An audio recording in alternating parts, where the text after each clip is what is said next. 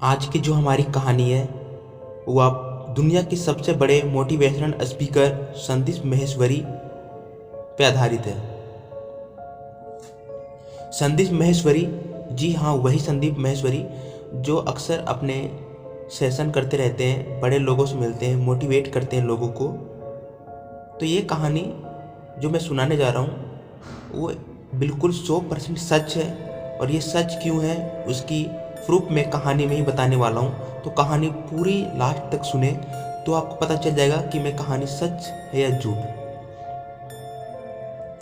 तो सबसे पहले मैं बताता हूँ संदीप माहेश्वरी ने यह कहानी के बारे में, जो उनके साथ ये कहानी घटी थी, ये कहानी के बारे में उन्होंने अपने सेशन में ही बताया था। तो ये कहानी मैंने बनाया नहीं है, उनके सेशन में ही। अगर आप उनके सारे सेशन देखते हो तो पता चल गया होगा कि ये मैं कहानी कहाँ से उठा रहा हूँ। तो अब कहानी को स्टार्ट करता हूँ। तो जल्द से जल्द आप सभी लोग कान में हेडफोन लगा लो ताकि बाहर की कोई भी आवाज़ आपको डिस्टर्ब ना कर पाए, और कहानी आप आराम से सुन पाओ और इमेजिन कर पाओ और कहानी में गहराई तक जा पाओ। तो स्टार्ट करते कहानी को। तो संदीप माहेश्वरी सर ने जो कहानी बताया है, तो ये कहानी मैं संदीप माहेश्वरी की कहानी में अपने मुंह से अपनी और कहानी ले जा करके बोलूँगा, तो कंफ्यूज मत होइएगा। तो चलो स्टार्ट करते हैं जल्दी से कहानी। बात है 15 सितंबर 2020 की। मैं अपनी सेशन अटेंड करने के लिए नेहरू प्लेस के प्रीतमपुरा गया हुआ था। हर दिन की तरह मेरा भी एक नया सेशन था। हर दिन की तरह मैं तैयार होकर के सेशन के लिए गया। 4 बजे की सेशन थी। लोग आए हुए थे, वेट कर रहे थे। मैंने सेशन कंप्लीट किया। 8 बज गए। सेशन कंप्लीट करने के बाद मैं घर आ गया। घर आने के बाद 2-3 घंटे के बाद मुझे याद आया कि जो मेरा दूसरा फ़ोन है जिससे मेरी कंपनी को मेल करना है, वो मेरी फ़ोन ऑफिस में वहीं छूट गई है। तो मैंने जल्दी से वहाँ के वॉचमैन को, एम्प्लॉय को फ़ोन किया। मैंने बोला कि अगर अब दोनों में से कोई वहाँ पे हो तो प्लीज़ ये बताइए मेरा फ़ोन वहीं पे है, आप एक बार देख के बताओ जल्दी से। तो एम्प्लॉय ने बोला कि सर मैं तो कब का निकल चुका हूँ वहाँ से, और वहाँ पे सिर्फ गार्ड होगा, अब गार्ड पर बात कर लो। गार्ड पे बात किया तो गार्ड ने बताया कि सर आज मेरी तबीयत ख़राब होने के कारण मैं वहाँ पे नहीं हूँ, तो माफ़ कीजिएगा। उनके पास मात्र एक ही वॉचमैन था जो गार्ड था जो बाहरी ध्यान देता था। बाकी उसके वहाँ पे एक और कोई नहीं था। बाकी सीसीटीवी कैमरा थी बस। तो उसको इन्फॉर्मेशन दी। तो मुझको बहुत इम्पोर्टेंट मेल करना था, तो मैं वहाँ से अपने फ्लाइट से अकेला ही अपने सेशन की ओर निकल पड़ा। रात के 10:30 बज रहे थे। मैंने गाड़ी निकाली और सेशन की ओर अकेला आ रहा हूँ। अभी भी दिल्ली में पूरी हलचल थी, कोई सन्नाटा उतना हुआ नहीं था मार्केट के एरिया में। पर एक चीज़ मेरे माइंड में यही चल रही थी कि जहाँ मेरा सेशन होता है प्रीतमपुरा में, वो थोड़ी साइड इलाका थी, थोड़ी सन्नाटा थी। मैंने वहाँ पे उस जगह सन्नाटा जगह इसलिए चुना था ताकि मेरा सेशन में कोई भी शोर शराबा ना हो और मैं शांति से अपना सेशन कंप्लीट कर पाऊँ। तो मैं उस साइड एरिया जाने लगा। मुझे बस यही डर था कि चोर वगैरह उधर रहते हैं और बैठ के खाते पीते इस टाइम, अकेला उधर कोई नहीं होता इसलिए। और बाकी मुझे ये नहीं पता था कि मेरा आज टक्कर किसी और चीज़ से होने वाला है। तो मैं और दिन की तरह मुझे कोई दिक्कत नहीं हुआ। भले 10:30 क्यों ना बजे, मैं घर से निकला 10:30 बजे। वहाँ पहुँचते मेरे 11 बज गए। मेरे पास एक चाबी थी मेरे वॉचमैन के पास। तो मेरे पास जो दूसरी चाबी थी, मैंने उससे अपना जो मेरा स्टूडियो था, सेशन था, मैंने उसका डोर बाहर का खोला। जहाँ पे मेरा सेशन हुआ करता था, मैंने वहाँ का डोर खोला और मैं अंदर जाने लगा। मैंने पहले बाहर वाली जो डोर मैंने खोला उसको बंद किया, अंदर गया। अंदर में मैंने सारी लाइट जलाई और अपनी जो मेरी ऑफिस थी मैं उसकी तरफ जाने लगा। मेरा ऑफिस सेशन जहाँ मैं करता हूँ उसके पीछे साइड से एक पतली गली से होकर जाती थी, तो मैं सीधा जाने लगा उधरी की ओर। और तभी जैसे ही मैं अपने ऑफिस की ओर पहुँचने वाला था, तब तक जो मेरी सेशन जहाँ मैं अटेंड करता हूँ, जहाँ मैं अपने सेशन कंप्लीट करता हूँ, वहाँ पे कुछ हलचल आई। तो मैंने जा करके देखा, जल्दी से एक डोर खोला, लाइट जलाया। तो मैंने देखा कि जो वहाँ पे जो लोग मुझसे मिलने आते, सुनने आते, उनकी जो सारी जो चेहरे में लगी रहती थी, सारी चेहरे गिरी हुई थी। मुझे लगा कि शुरू में मुझे ये लगा पर गिरी तो गिरी कैसे, पर बाद में मैंने ये देखा कि जो बगल में पीछे साइड जो खिड़की थी, वो खिड़की आज खुली थी और उस खिड़की से ज़ोर ज़ोर से हवा आ रही थी, खिड़की आपस में टकरा रही थी और सारी चेयर गिरी हुई थी। तो मुझे ये समझ आ गया कि हवा से आकर के और ये जो कुर्सियाँ थी वो गिर गई। तो मैंने ये बातों को भी इग्नोर किया और आगे चलने लगा। मैंने फिर से वो जहाँ पे मेरा सेशन होता है उस कमरे को बंद करके मैं अपनी जहाँ मैं ऑफिस में बैठता हूँ उस ऑफिस की ओर जाने लगा। ऑफिस की ओर पहुँचने वाला ही था कि मुझे फिर से आवाज़ आई, और इस बार आवाज़ मेरी उस गेट से आई जिस गेट से मैं एंट्री करके अपने ऑफिस को भी खोल के अंदर आया हूँ, उस गेट की ओर आवाज़। मैंने फिर से पीछे मुड़ा और फिर जाकर देखा तो वो डोर बिल्कुल ही खुली हुई थी। और मुझे ये समझ नहीं आ रहा था क्या मैंने लगाया था या नहीं लगाया था, बाकी माइंड में काफ़ी ज़्यादा कन्फ्यूजन हो रहा था। पर मैंने फिर से ज़्यादा नहीं सोचा और फिर से मैंने डोर को बंद किया, कुंडी लगाई और सीधा मैं फिर से अपने ऑफिस की ओर जाने लगा। फिर से मैं ऑफिस की ओर पहुंचने वाला ही था कि लाइट कट गई, और ये फर्स्ट टाइम था जो लाइट कट गई, क्योंकि हमारे प्रीतमपुरा में लाइट कटने की तकलीफ नहीं थी। पहली बार ऐसा मुझे लग रहा था कि आज लाइट कटी है। मैंने अपनी दूसरी फ़ोन निकाली जो मेरी एक जेब में रखी हुई थी। मैंने उस फ़ोन को निकाला और लाइट जलाई। फ्लैश लाइट जला करके मैं फिर से आगे बढ़ने लगा। मैंने चारों ओर देखा और जैसे ही मैं कमरे की ओर पहुँचने वाला था तो फिर से मुझे ऐसी आवाज़ आने लगी, बाहर से खिड़की की आवाज़ हल्की हल्की आ रही थी, जैसे कि बाहर बहुत तेज़ बारिश हो रही हो। मौसम भी ख़राब हो चुका था।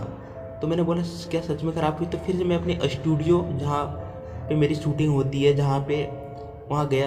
उस खिड़की को मैंने फिर से खोला और देखा मैंने तो बाहर में पूरी तेज़ बारिश, आंधी, तूफान, गर्जन, बिजली कड़क रही थी। बहुत तेज़ तूफान आने लगे और बारिश हो रही है। मैंने सोचा कि आज तो लेट होगा ही मेरा निकलना यहाँ से, पर डर का अभी भी भय नहीं था मेरे अंदर, क्योंकि ये स्टूडियो मेरा है और ये घर की तरह ही मुझे लग रहा था। मैंने यहाँ पे स्टूडियो में अपने ऑफिस में एक पर्सनल बेड भी लगवाया था जहाँ मैं आराम कर सकता हूँ। चेयर वगैरह थी, सब कुछ थी और पानी तो था ही हमारे पास, फ्रीज वगैरह में तो कोई दिक्कत नहीं थी। और खाना खा के आया था तो मैंने बोला चलो आराम कर लेते, कोई दिक्कत नहीं है। तो मैं फिर से खिड़की बंद की और मैं पहले अपने घर वालों को फ़ोन लगा करके बोलने जा रहा था कि आज लेट हो सकता है क्योंकि मौसम बहुत ज़्यादा ख़राब हो गई है। पर अचानक मेरा ध्यान, जैसे ही मैंने फ़ोन लगाने की ओर सोचा तो मेरा ध्यान गया बैटरी की ओर। मैंने देखा मात्र 2% चार्ज बचा हुआ मेरे फ़ोन का, और ये देख करके मुझे थोड़ा अजीब लगा क्योंकि मेरा ध्यान नहीं दिया और इतनी जल्दी चार्ज ख़त्म हो गई। पहली बार ये भी लग रहा था कि मेरा फ़ोन तो हमेशा चार्ज ही होता है। तो मैंने घर पे चार्ज भी किया था पर मात्र यहाँ 2% चार्ज बची हुई थी, 2%, और लाइट भी नहीं थी और मौसम भी इतना ख़राब था कि लग रहा था कहीं ना कहीं तार को प्रॉब्लम हो सकती है। तो कहीं ना तक मुझे ये लग रहा था कि अंधेरा में रहना पड़ेगा, क्योंकि यहाँ पे इन्वर्टर वगैरह तो थी पर जो हमारे बगल में जो छोटी सी मॉल टाइप की थी उसके अंदर थी। और हमने वहाँ पे एक छोटी स्टूडियो बस किराए पे लिया था। तो उस इन्वर्टर से, जो मॉल छोटी मॉल थी, उस इन्वर्टर से हमारे यहाँ बिजली आई थी। तो वो मॉल को पता था कि हम रात को सेशन कभी करते नहीं, तो उसने लाइट बंद करके उनका दुकान बंद हो चुका था। तो उनको तो पता ही नहीं था। तो इसी कारण हमारी जो स्टूडियो थी इस समय अंधेरा हो गई थी। बस यहाँ पे जब लाइट रहती तो ही हम जला सकते थे, बाकी नहीं। स्टूडियो से बाहर निकला और सीधा अपने ऑफिस की ओर जा रहा था। मेरी फ़ोन बस 2% चार्ज ही थी और मैं स्टूडियो के नज़दीक ही पहुँचा और फिर मैंने गेट खोला और मैंने देखा कि सबसे पहले मैंने ध्यान देने लगा कि ये फ़ोन अब मेरे पास बस 2% चार्ज है। मैं जल्दी से वो फ़ोन ढूंढता हूँ ताकि अगर इस फ़ोन डेड होती है तो मैं दूसरा फ़ोन की लाइट जला सकूँ। तो मैंने आसपास सब जगह नज़र घुमाई, मेरी फ़ोन कहीं दिख नहीं रही थी। मेरी फ़ोन को बहुत ढूंढा तो मैंने देखा, अचानक मैंने ध्यान गया टेबल के नीचे और टेबल के नीचे मेरी फ़ोन गिरी हुई थी। अब मुझे ये नहीं पता कैसे गिरी, क्या या फिर कैसे गिरी या फिर बिल्ली ने गिराया, मुझे ये नहीं पता था। बस देखी थी मैंने कि गिरी हुई थी। तो मैंने जल्दी से फ़ोन उठाया, ऑन किया। गिर के स्विच ऑफ हो चुकी थी तो मैंने ऑन किया फ़ोन को। तो ऑन होते ही फ़ोन मैंने एक ही ध्यान से गया नेटवर्क की ओर और मैंने देखा कि नेटवर्क डेड हो चुका है। मैंने ये देखा कि नेटवर्क डेड हो चुका है और मुझे ये नहीं समझ आ रहा था कि इस फ़ोन में भी था। पर जल्दी से मैंने दूसरा फ़ोन देखा और देखा कि क्या उसकी नेटवर्क है या उसकी भी डेड हो चुकी है। तो अब देख रहा हूँ कि उस फ़ोन की भी नेटवर्क डेड हो चुकी है, दोनों फ़ोन की नेटवर्क डेड हो चुकी है। अब मुझे ये नहीं समझ आ रहा कि बिजली की प्रॉब्लम तो माना, पर ये नेटवर्क डेड होना अचानक ये कैसे हो सकता है। थोड़ी कन्फ्यूजन तो थी, लाइट वाली कन्फ्यूजन उतनी भी नहीं थी क्योंकि मुझे ये पता चल गया था कि मौसम के चलते लाइट कट सकती है। पर ये जो थी दोनों का नेटवर्क डेड होना, और जबकि दोनों में अलग अलग सिम कार्ड लगे हुए थे फिर भी नेटवर्क डेड, तो ये बातें कहीं ना कहीं मेरे दिमाग में बहुत घूम रही थी। तो मैंने उतना ध्यान ना दे करके मैं अपनी ऑफिस की ओर जा करके और ऑफिस में चेयर पे बैठ रहा और मैंने दूसरा जो फ़ोन था उस फ़ोन को मैंने लाइट ऑन करके वहीं पे टेबल पर रख दी। जिसको फ़ोन 2% चार्ज था उसको मैंने रख दी और जो दूसरा फ़ोन था मैंने उसकी चार्ज अच्छी खासी थी, 40% चार्ज थी। तो मुझे 40% बहुत ज़्यादा होता था और वो स्विच ऑफ होने वाला भी नहीं था। रात भर अगर लाइट जला दूँ तो मुझे कोई दिक्कत नहीं थी। बाकी मैं उस फ़ोन को मैं ये देखने लगा कि कहाँ पे नेटवर्क आएगी। तो मैं कभी उस कमरे, कभी मैं उस कमरे, कभी मैं उस गली में मैं ऐसे ही जाने लगा कि ताकि जल्दी नेटवर्क मिल जाए और मैं घर वालों को इतना बता दूँ कि यहाँ पे बहुत तेज बारिश हो रही है तो मैं लेट हो सकता हूँ। तो इतना बताने के लिए मुझे नेटवर्क की ज़रूरत थी, तो नेटवर्क मिल नहीं रही थी। तो मैंने कुछ देर वेट किया, 2 घंटे बीते, फिर भी बारिश थम नहीं रही थी। बारिश पहले से और ज़्यादा तेज हो चुकी थी। गली, बाहर से मैंने खिड़की से देखा तो वहाँ की जो गली थी, खाली मैदान था, मार्केट थी, सब बिल्कुल शांत पड़ चुका था। वहाँ पे रोड पे सिर्फ बारिश की बूंद गिरने की आवाज़ के सिवा दूसरा कोई आवाज़ नहीं दिख रहा, सुनाई नहीं दे रहा था। दूसरा कोई भी आवाज़ सुनाई नहीं दे रहा था, सिर्फ बारिश की बूंदें गिर रही थी। पूरा खाली पड़ा हुआ था, लाइट कहीं नहीं थी। थोड़ी थोड़ी चांदनी लाइट पड़ रही थी तो उसी को मैंने दिख रही थी हल्की फुल्की। बाकी पूरा इस इलाका में कहीं लाइट ही नहीं थी। और यहाँ तक तो नेटवर्क की प्रॉब्लम मुझे ज़्यादा मेरे दिमाग में सता रही थी कि नेटवर्क तो ये कैसे प्रॉब्लम हो सकता है नेटवर्क वाली। तो मैंने खिड़की बंद किया वापस से और जा करके अपने ऑफिस में बैठ रहा हूँ। मैं यही टाइम वेट कर रहा हूँ कि जल्दी से नेटवर्क आ जाए। रात के 12 बज चुके हैं। मैंने अपनी हाथ की घड़ी में देखा तो रात के 12 बज चुके हैं। और अब मुझे ज़्यादा टेंशन होने लगा। मुझे टेंशन इस बात का नहीं था कि मुझे टेंशन बिल्कुल भी इस बात का नहीं था कि मैं यहाँ पे फंस चुका हूँ। मुझे टेंशन इस बात का था कि मैंने घर में अभी तक किसी को बताया नहीं है, इन्फॉर्म नहीं किया कि मैं यहाँ पे क्यों रुका हूँ, क्यों लेट हो रहा हूँ। तो मैंने एक काम किया, मैंने अपना डाटा ऑन किया और उसमें एक मैसेज डाल दिया कि, और जो भी बातें थी, बारिश होना, नेटवर्क ना आना, वो सारी बातें मैंने लिख दी और उसको मैंने सेंड कर दिया। और मैंने सोचा, और मैंने खिड़की के पास अपना जो दूसरा फ़ोन था वो मैंने खिड़की के पास रख दिया और मैसेज भी लिखती थी मैं ये, और ऑन करके छोड़ दिया था। मैंने सोचा जब भी अगर 1% थोड़ी सी भी नेटवर्क आती है तो ये मैसेज ऑटोमेटिक सेंड हो जाएगा। और मैं जा कर के बैठ रहा, और मैं धीरे धीरे जब बैठ रहा तो मुझे नींद आ गई और मैं सो गया। अचानक रात के 1:30 बजे मेरी नींद खुलती है। मैंने देखा पूरा स्टूडियो में लाइट आ चुका है, लाइट जल रही है, कोई दिक्कत नहीं। यहाँ तक तो एसी वगैरह जो लगाए थे सब चालू हो चुकी है। मुझे ठंड लग रही थी, मैंने एसी को बंद किया और मुझे याद आया कि मैंने खिड़की के पास अपना फ़ोन रखा है। मैं दौड़ के गया, खिड़की के पास फ़ोन उठाया और मैंने खिड़की के पास जब से इससे फ़ोन उठाया और मुझे ये वेट कर रहा था कि इसमें मैसेज सेंड हुआ या नहीं। तो मैंने अपना फ़ोन उठाया और व्हाट्सएप जैसे ही मैंने चालू किया तो मेरा दिमाग घूम गया, मेरे पैरों तले की जमीन खिसक गई। जैसे ही मैंने व्हाट्सएप ऑन किया तो जो मैंने मैसेज टाइप किया था वह मैसेज था ही नहीं, वह मैसेज नहीं था। अब ना ही मैंने कोई मैसेज टाइप किया है। तो मैं ये सोच रहा हूँ कि क्या मैंने वो मैसेज टाइप नहीं किया था और मैंने खिड़की पे फिर फ़ोन रखा क्यों? अगर टाइप नहीं किया मैसेज तो खिड़की पे रखा क्यों? और ये सब मैंने कुछ नहीं किया तो मैं क्या सपना देख रहा था? जब गेट मैंने बंद किया, जब स्टूडियो में घुसा तो उसमें गेट दोबारा मैंने बंद किया, फिर खुल गई। उसके बाद नेटवर्क सेंड किया, मैसेज सेंड किया और अब मैसेज देख रहा हूँ मैसेज नहीं। तो ये जो दो बातें थी वो नॉर्मल में आपस में जुड़ गई। संदीप महेश्वरी ने तो मैंने सोचा कि चलो फिर से मैसेज को सेंड करते हैं और मैंने फिर से मैसेज को टाइप किया और फिर से मैंने मैसेज को सेंड करके छोड़ दिया।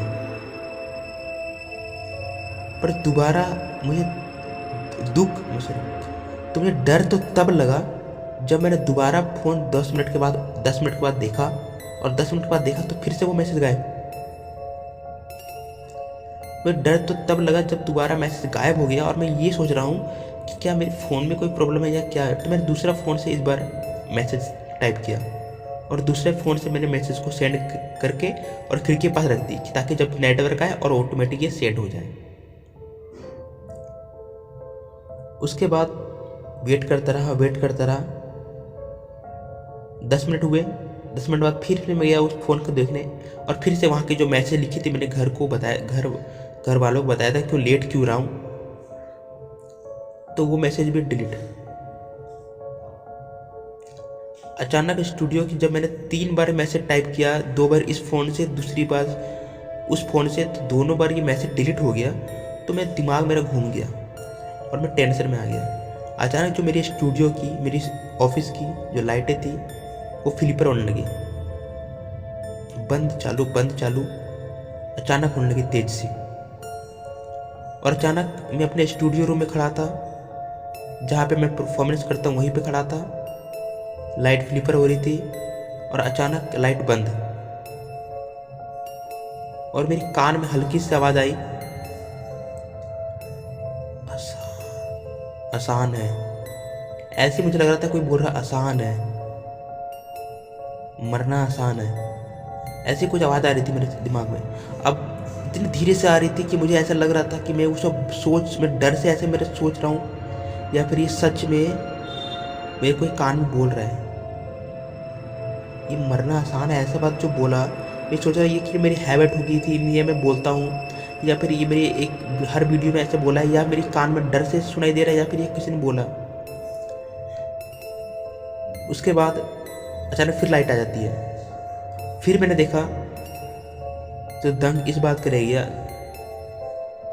कि जो मेरी इस ऑफिस की जी जहाँ मैं खड़ा था उसकी इस रूम की डोर ऑटोमेटिक बंद हो चुकी थी। मैं बाहर की ओर धक्का दे रहा था, नहीं खुल रही थी, बहुत ज़्यादा जाम लग रही थी। पता नहीं ये बाहर से ऐसा लग रहा था कि बाहर से मानो ये बंद हो गया है। मैं बहुत टेंशन में आ चुका था कि ये हो क्या रहा है।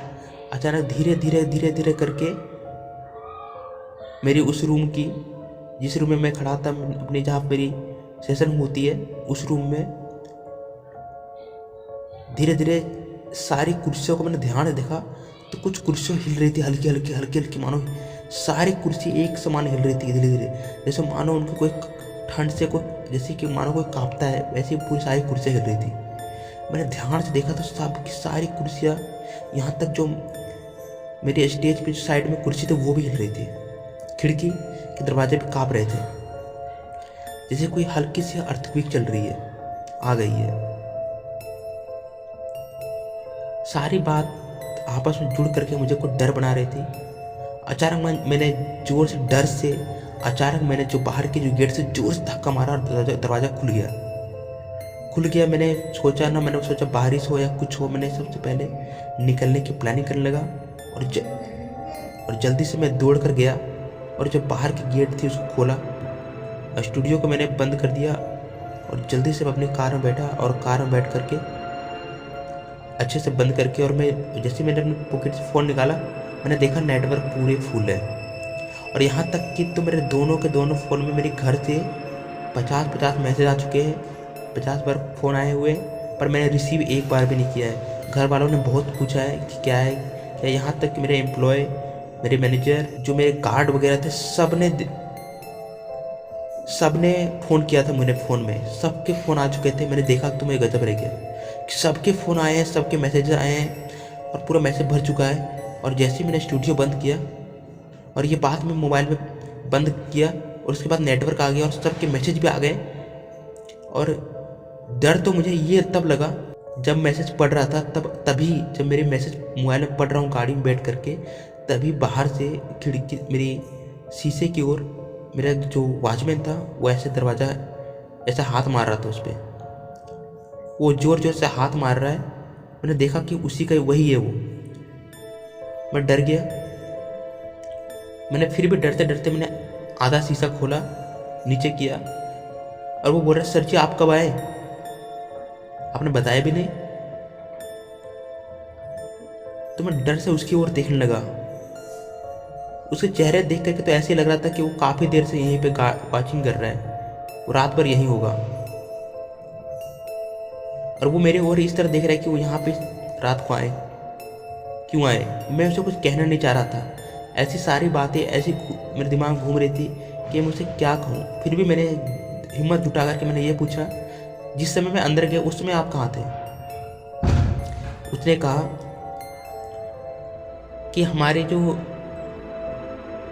स्टूडियो के बाहर लाइट जो थी वो लाइट काफ़ी ज़्यादा बंद चालू हो रही थी। काफ़ी ज़्यादा तार हिलने के कारण पूरे स्टूडियो की लाइट ही ऐसी हो रही थी। इससे सीसीटीवी कैमरा में भी कई दिक्कत आ रही थी। तो मैंने स्टूडियो के पीछे साइड जा करके और मैंने एमसीबी गिरा दी थी। मैंने लाइट ऑफ कर दी थी। मैंने पूरी स्टूडियो की पूरी जो हमारा स्टूडियो मैंने सबकी लाइट बंद कर दी थी। उसके बाद मैं आया था। उसके बाद आप दिखे नहीं। और उसके बाद तो उन्होंने पूछा, तो मेरी कार नहीं दिखी आपको। तो उसने बताया, आज आपकी कार दूसरी कार है, इस कार को मैं नहीं पहचानता। और सोसाइटी में कई कार डेली खड़ा होती है। तो मैंने इस बात को भी गौर किया, हाँ ये सही है। पर मैंने ये बात मेरे दिमाग में आया तो मैंने पूछा जल्दी से, तो ये बताओ कि जो लाइट तुमने बंद की करीबन रात के 10 बजे, वो लाइट तुमने चालू कब की। तो उस गार्ड ने मेरी आंखों में देखते हुए और से जल्दी से कहा कि मैंने वो लाइट अभी तक चालू नहीं की है, अभी मैं चालू करता हूँ जल्दी से जाके। अब मेरे दिमाग में ये बात घूम रहा था कि जब उसने लाइट चालू नहीं की तो स्टूडियो में लाइट बंद चालू होना और लाइट काफ़ी देर रहे था भी, तो ये प्रोसेस हुआ कैसे। ये सारी बातें बस मेरे दिमाग में ही चल रही थी। एक डर बन चुका था। मैंने किसी से कुछ गार्ड को भी कुछ कहना नहीं पसंद चाहा, क्योंकि मेरे फ़ोन में इतने सारे मैसेज आ गए, गार्ड को कुछ भी खबर नहीं है। और जो भी हुआ एक सपने की तरह मेरे साथ हुआ। तो ये बातें मेरे साथ इस तरह हुई कि ना मैं किसी को बता सकता हूँ, ना ही किसी को मालूम, ना ही कोई मेरे पर भरोसा कर सकता है। बस ये कहानी यहीं तक थी। आई होप आपको ये कहानी पसंद आई होगी। तो वीडियो को लाइक कर लो, चैनल में नए हो तो सब्सक्राइब कर लो और सभी के पास शेयर करो। और जल्दी मिलते हैं एक नई यूट्यूबर की ड्रावनी कहानी लेकर के। तब तक जय हिंद, वंदे मातरम।